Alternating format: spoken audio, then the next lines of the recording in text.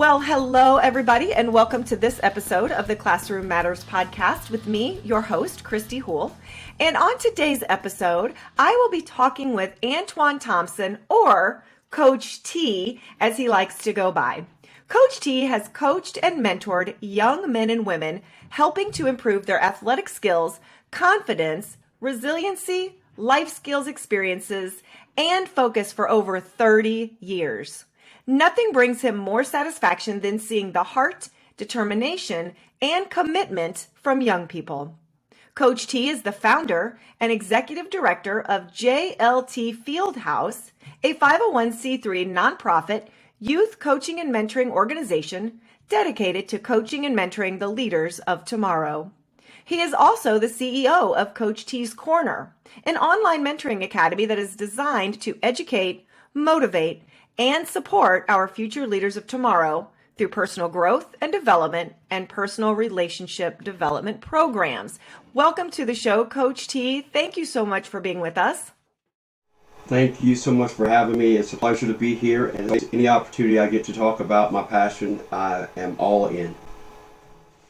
All right, so let's dive in because I want our listeners to know a little bit about you, a little bit about your background, and kind of what led you to some of the work that you're currently doing. Absolutely. My journey and my story leads back to what I do now, and it all starts when I was really young.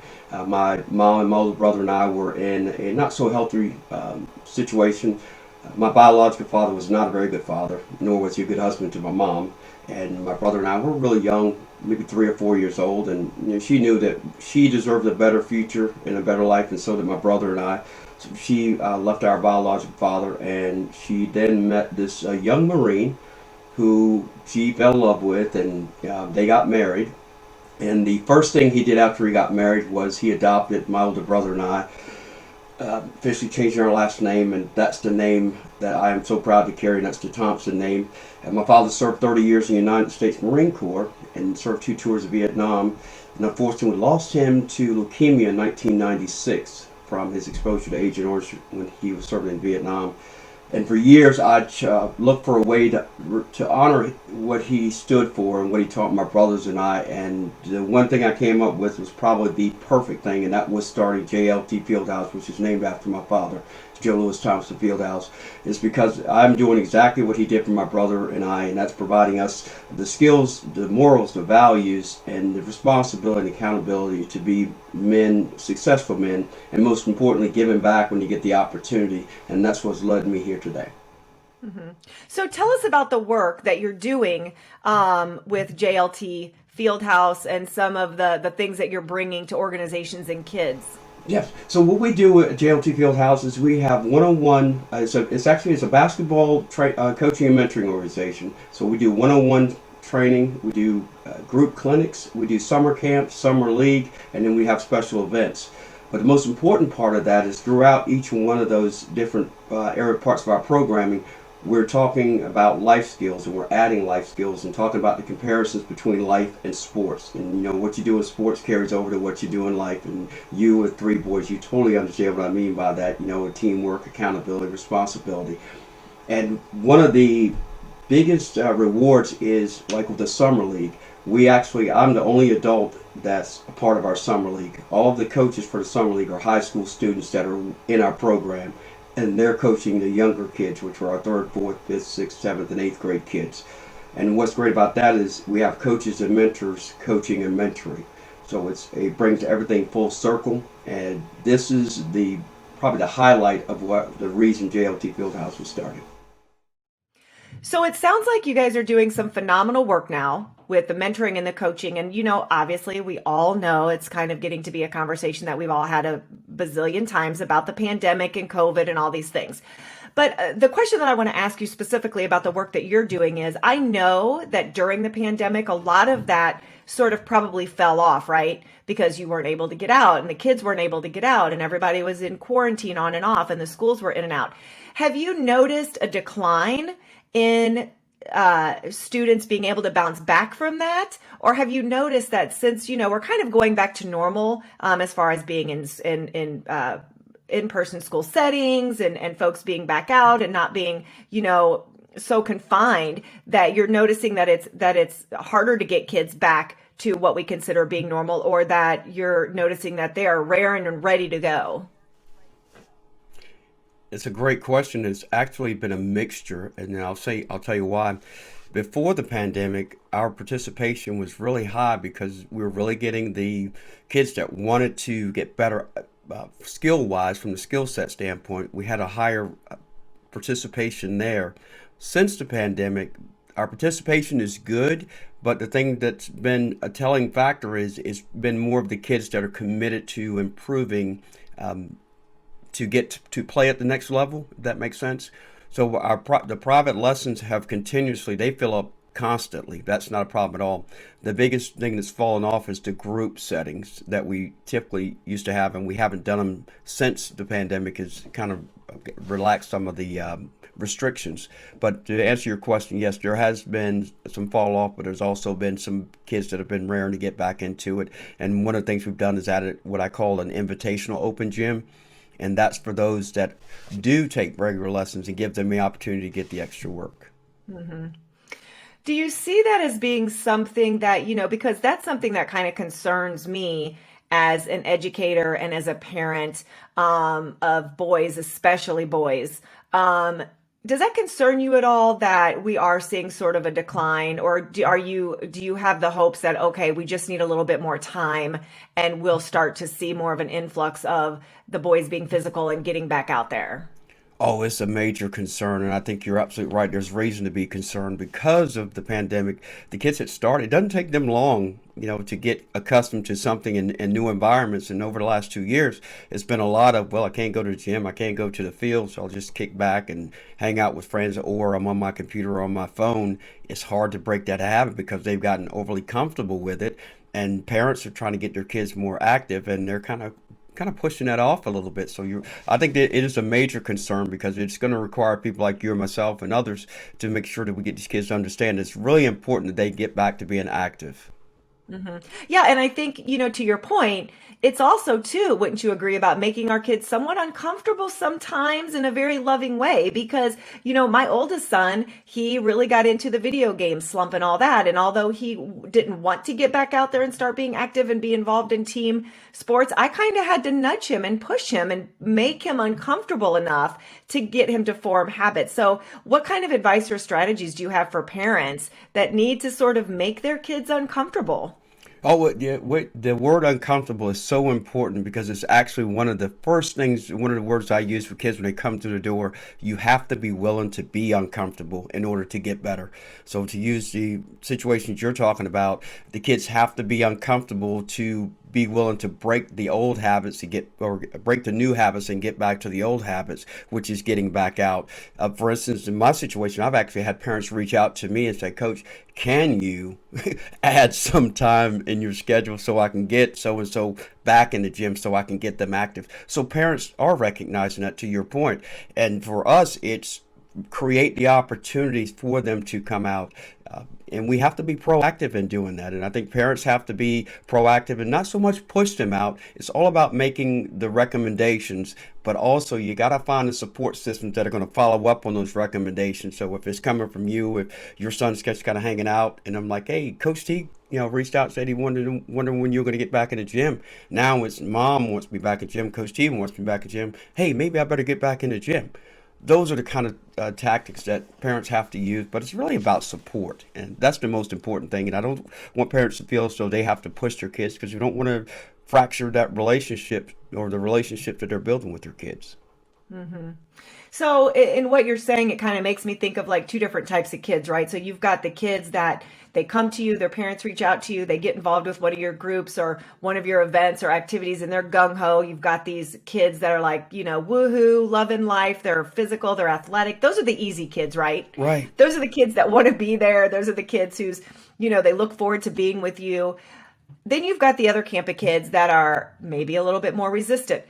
possibly don't want to be there at all, but their parents have really reached out to you and they're really struggling. And the kid shows up resistant, not wanting to be there, not a believer that's the kid who thinks there's nothing wrong with sitting and playing video games all day and eating junk food. So how do you push, and I don't want to say convince, but kind of convince those kids, those really, really difficult, resistant kids, to really jump in and start changing their life? You have to ask questions, Christy. One of the most important things for me is, in order to help kids, you got to get answers from them, and they're not always going to be open to giving you answers when you ask questions. So it's about building that rapport, and it doesn't happen overnight. But you have to ask a question. For me, the first question is, what are you wanting to do in the next year? I want to get to next grade. Okay, great. What are you going to do? What do you want to do in 2 years? Well, I want to graduate. Okay, yeah, great. What are you going to do after you graduate? I want to do as well. You know what? Those are short-term goals that you have to start applying for yourself. And then that in turn leads to what your long-term goals are. So asking those questions is all about making them start to think a little bit about where they are, where they want to go. And that's is one of the other situations. To say, where have you been? They tell you where they've been. I say, where are you now? Well, I'm just kind of getting back into, or trying to get back to some sense of normalcy. Well, what are you willing to do? We all know what you're capable of doing, but my question to you is, what are you willing to do to get back to that and to be the best version of yourself, or to not only meet your expectations, but to exceed your own expectations? Asking the questions, not open-ended questions, but questions that lead to dialogue. Dialogue is where results happen. And I think, to your point, you can coerce kids to a point to where they start to kind of tune you out if you push too much. But if you get a support system around that is going to be encouraging, and by taking information that's given to them, and then I hate to use the term, but I'll say regurgitate that information, then you go back to them, and now you're on the same level field with them. My experience is I've seen tremendous results with that approach. And it's about being persistent, but it's also being positively persistent and not overbearing. So the things that you're talking about really lend themselves to relationship building. And I want you to talk to us a little bit about how important in your role, a lot of our listeners are teachers, parents, a lot of our listeners are homeschool parents, coaches, educators, school administrators. And unfortunately, in the last several months, I've seen an influx on social media of videos of teachers just losing their, not being able to build relationships with kids, not being able to have that connection with them, and finally just losing it. So how important is the relationship piece in encouraging students to grow in all areas? Because I know you work on all areas, not just athletics, right, and physical. But how important is the relationship with this child, and how do you keep yourself in check when faced with difficult situations with kids, especially preteens and teens, which is the type of students and kids that you deal with a lot? So you're absolutely right. Building relationships with the kids is the most important part, because you're not going to get to point B if you can't achieve point A. And point A is building a rapport. And I think teachers know, and actually I want to preface that by saying I applaud everything that teachers and educators are going through at this point, because it truly has pushed them to the brink, because a lot of what they're going through is through no fault of their own. They've been dealt the situation that they're having to make the most of, and that's totally unfair. But at the same time, it's exactly why people like myself and a couple others that I know, or several other people I know, do what we do, is to be a support to educators. And for me, building relationships starts with understanding who you're dealing with. And even in a group setting, it doesn't take long to figure out how I connect with Billy, how I connect with Joey, how I connect with Mary. And when you have that, making eye contact, letting kids know you respect them, they're going to respect you in return. You don't have to roll out the red carpet. You just have to be genuine and authentic, and be willing to be vulnerable, to let them see who you truly are, not just the authoritative person that you signed on a dotted line to be, but show them who you truly are. And then at that point, now you can start establishing a relationship and a rapport that you want to get to the next level. When I started coaching, 1985. I started reciting things then that I'm now using in the mentoring process. And it's three words. It's keeping the process simple and of putting forth the maximum effort towards achieving your goals. But the most important aspect of it is the attitude. You got to have a positive attitude. And that's from the educator's perspective, and it's also from the kid's perspective. If everybody's on the same page, and I know it seems like kind of kumbaya-ish, but I do this every year. I do it year in and year out. And if I get the opportunity, I'll share a couple examples. But to me, that is the root and that is the foundation of how success is achieved for both educators and for kids. Yeah, I think you're so right, Coach T. And someone once said to me, change your mind, change your life. And it's so true. You just change that mindset. A lot of the things that you're talking about, it can be done even with the most difficult children, students that have gotten themselves stuck. And now you're responsible for encouraging when it seems sometimes hopeless. So I would love for you to share some stories.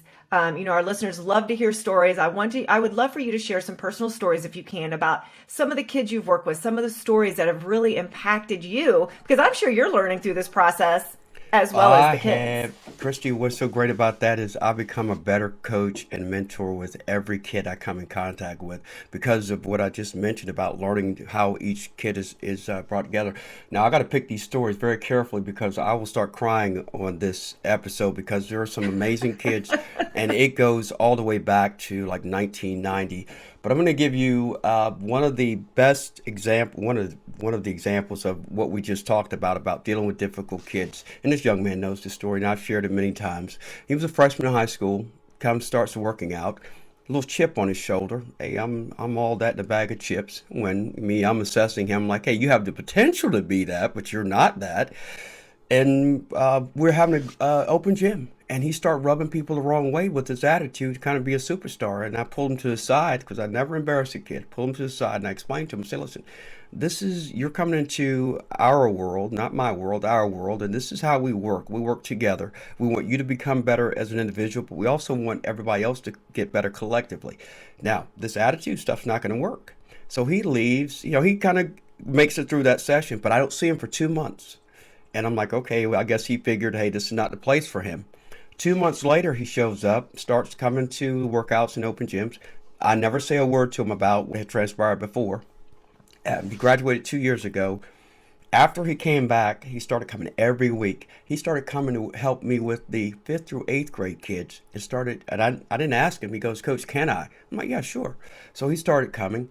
And after he went to high school, when he went to high school, his senior year, I started going and watch him play, and I've seen him improve tremendously as a complete player, not just as an individual player. Now he texts me almost weekly, just wanting to know, hey, Coach, when can I get back in the gym? But the message in that story is some kids just need to know that somebody cares enough to get on them to let them see that there's something out there they can become better at as a person and what they could do to help other people. So that story is the one that stands out to me. Another is about a young man that spent 4 years in the JLT Fieldhouse program, always looking for affirmation. I mean, everything he did, he goes, hey, Coach, did I do that right? And I'm like, yeah, you did it right. And then he asked again, I said, yeah, you did it right. And I said, hey, how about you stop asking me? Just do it. I'll let you know if you do something that's not right. So he plays for me he doesn't make the varsity team as a 7th grader, so he plays on another team. He comes and makes the team as an 8th grader. And he's always still very passive and didn't really push himself. And he's like 7th, 8th kid off the bench. Well, this is during COVID, by the way. This is our COVID season 2 years ago. So we lose 2 starters. One broke his arm, one was quarantined. So all of a sudden, he's flushed into the starting lineup. Well, he gets flushed into the lineup 2 weeks before the tournament starts. And I'm like, okay, this is going to be interesting. And we kind of go through. This kid waited until the championship game to showcase, and I get goosebumps telling you this. He waited till the championship game to absolutely explode. He made the all-tournament team. He basically won the game for us with 2 huge 3-pointers. And afterwards, he comes to me after. He goes, Coach, thank you for helping me. I said, listen, I just gave you the tools to be successful. You took those tools and you built the success that you achieved in this championship game. So that is finding your voice, finding your confidence, and it's all about being resilient. So that example is one that really stands out to me. And I'm trying to think, there's one other, is about a young man, and this is probably the story that I love sharing. Is this young man was in the sixth grade, and he was emotionally and socially awkward. And talking with his parents, we said, yes, he's having some issues with that. I was like, okay, no problem. But he was in and out of the program, always just kind of searching to find his place. And finally, at one point, I told him, I said, listen, let's spend a little bit more time together, not just for the basketball standpoint. Let's just spend some more time together. And I would actually have him come for sessions. And I'm not saying this, I didn't charge him for any lessons. It was about him getting some quality time.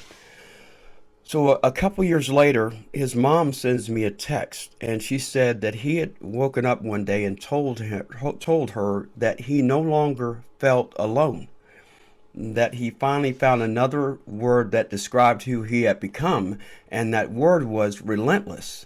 And it turns out that's what I would always tell him. I said, man, you're playing like relentlessly. And I started calling him Mr. Relentless. So he adopted this name for himself. And but the best part is not the best part, but the part that hits me the most is he invited my wife and I out to dinner with he and his grandparents and his mom for his 15th birthday. And we're sitting there having dinner, and he steps away from the table. And at that point, his mom and his grandparents share with me that I literally saved his life, because prior to him coming in, he was suicidal, and they were afraid he was going to take his own life.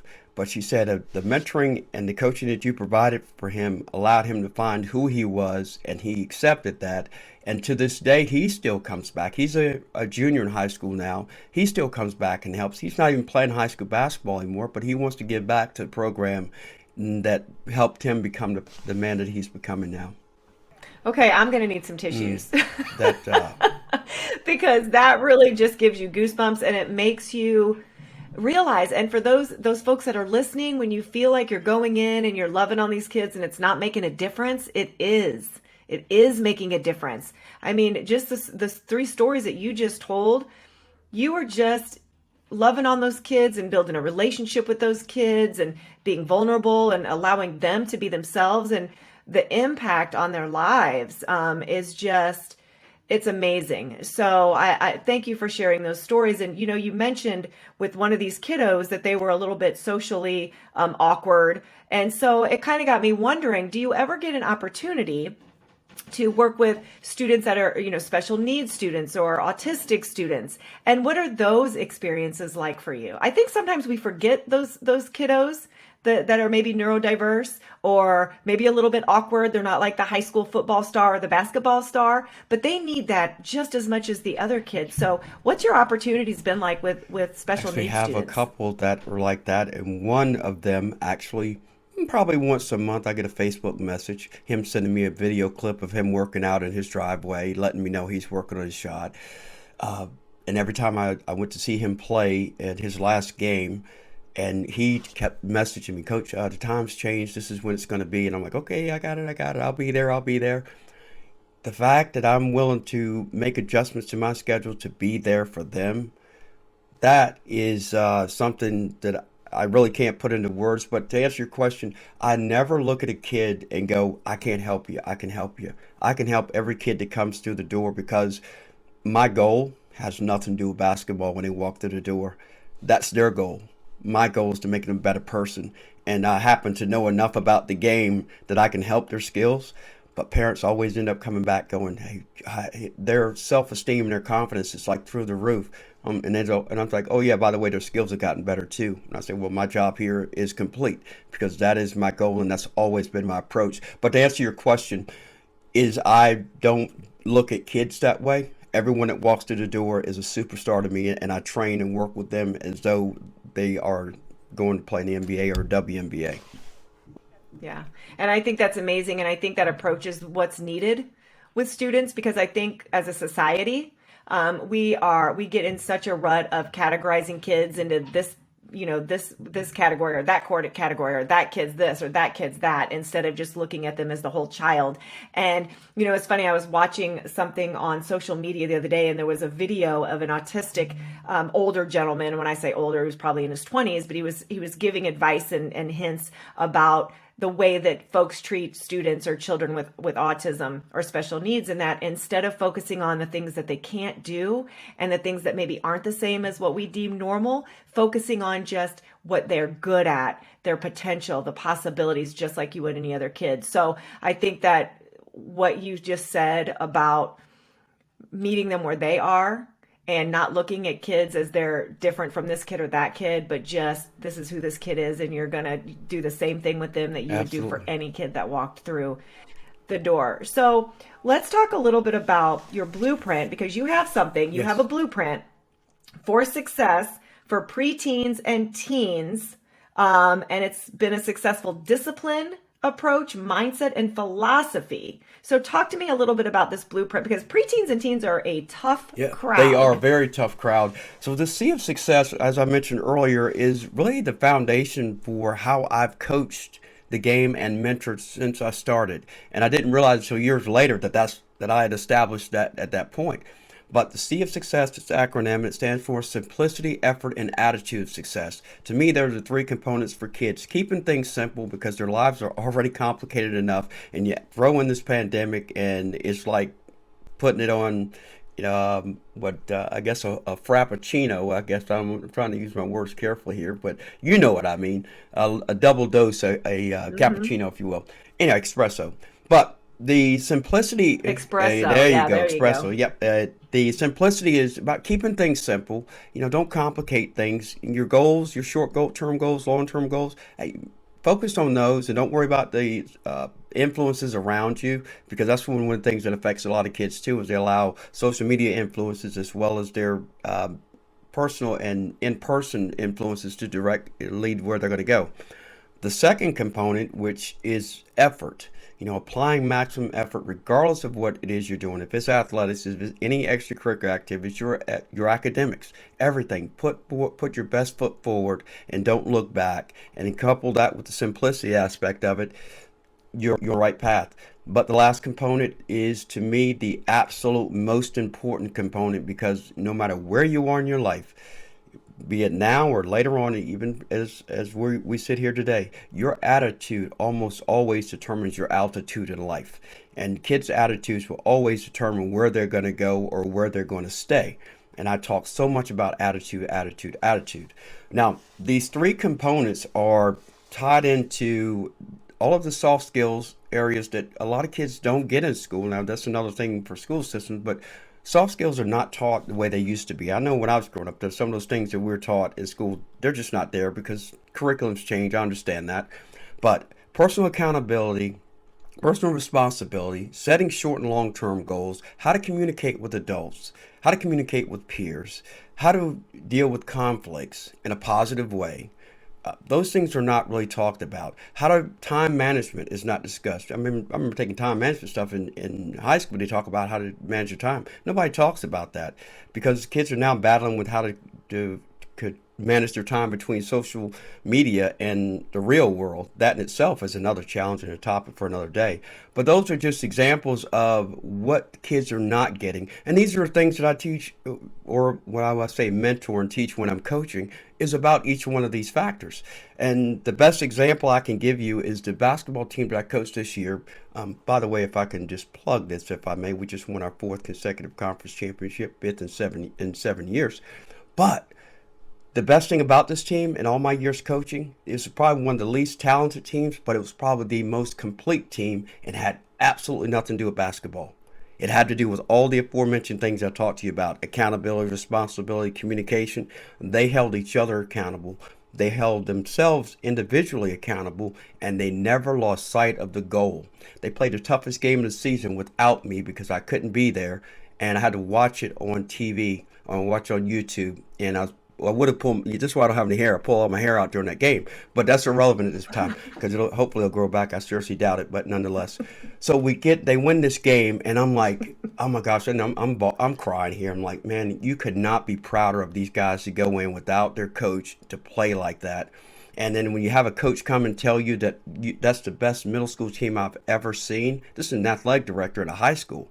And I'm like, that's the biggest compliment I can get. And he said it had nothing to do with the playing. It was how they interacted with each other, how they supported each other.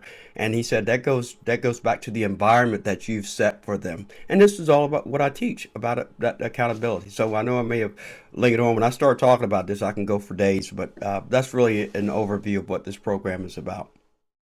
No, I love it. And how hard was it for you not to be able to Oh, I've watch watched it that 20 game? times. Oh my goodness. I bet you were. Well, not be there, But not be just there. not watch it, because I know you were watching it, but not to be there in Right, person. right. Yeah, but Oh, I'm telling you, it that was. had But to I be tell you what, tough. these guys, I'm telling you, it is just. I want to give you this example of this team because this is really defines what I'm talking about. We had one of the players that broke a team rule this year, and he was a seventh grader, and two of the eighth graders came to me the next day to tell me about it.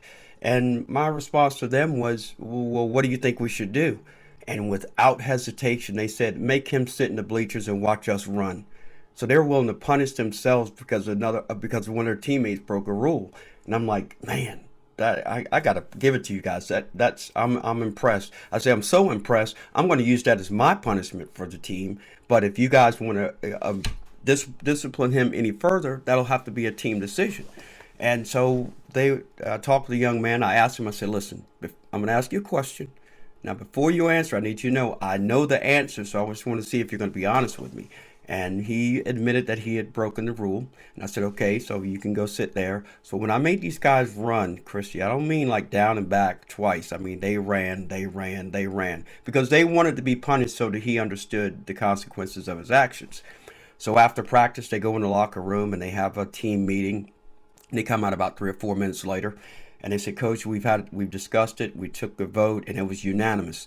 For our next game, he will not get to play, but he also will not get to dress out for the team." That was a team decision. And I asked him, I said, "Do you understand what's going on here?" He goes, "Yes, sir. I broke a rule, and I have to, accept the consequences." I said, "Yeah, but what's the next thing you're going to do?" He says, "I'm going to go home and let my parents know why I'm not going to be dressing or playing in the next game." I never talked to a parent, never heard from a parent because the team had set the standard, we had set the standards, and we lived by it. And these guys proved that during that situation. But you couldn't be prouder as a coach to see the guys take ownership of that situation. Yeah. And so, you are on a daily basis inspiring, motivating, encouraging, especially kiddos that come into you that are having, challenges or difficulties. So, what does that look like for you? Because I'm sure there are days when you wake up and you're like, not today, not feeling it today, or you're going through a struggle in your personal life, or you're dealing with difficulty, as we all do as adults, right? But yet you still have to go in and inspire students. So, how do you apply the same advice to yourself when you wake up in the morning on those really difficult days when it's really hard to even get out of the bed for whatever reason? How do you motivate You just yourself? described how I motivate myself. It's the kids that motivate me. And I honestly, and I'm not just saying this, I have those days I'm like, but when I set foot in, or either it's a phone call, it's a video call, or I'm in a gym, as soon as I make that connection, whatever is bothering me is gone because I understand why I was put on this planet to do what I do. And when you find that passion and that one thing that you do, it is what fuels you and it's what drives you. And to your point earlier, you were asking about with all the experience I have, I get better as a coach and a mentor. Every one of those experiences makes me better because, like you said, I may work, I'm having the worst day in the world, but somebody's counting on me on the other side to make them a better either basketball player or a better person. And if I don't give them my best, I haven't done my best, then I've wasted their time. And I've also cheated myself as a mentor. And that's the one thing that drives me and reminds me. And I remind myself that I do this because there's a man 50 years ago, 50 some years ago, that did that for me. And that's what drives me to do it. So there are no bad days for me. When there are, these kids are the ones that bring me back to reality. And so, on an ending note, I want to bring this back full circle and talk about Sergeant Major Joe Louis Thompson and how he is still impacting you today and how often you think about that and the impact that he's had on Well, your as I life. sit here and talk to you, I look up and I see his uniform sitting right in front of me. And on top of that framed uniform are the letters that he hand wrote me when I was growing up, when I was a teenager. And when I was having my first problem with girls, and he wrote a letter to me, reminding me, and I quote him, and I'll never forget this letter. He said, "Son, do you think just because you have a job and a car, girls are just going to flock to you?" So, uh, though that example, just reminded of that almost daily. But I also look at my older brother, who, by the way, is an educator, has his doctorate in education. He and I talked years ago, and he admitted, he said, had Joe Louis Thompson not come into our lives, I would be either dead or in jail without question. But now he has a doctorate in education, and then both of us are doing what Joe taught us, and which is giving back. So how every day I'm reminded of who he was and what he did for my brothers and I.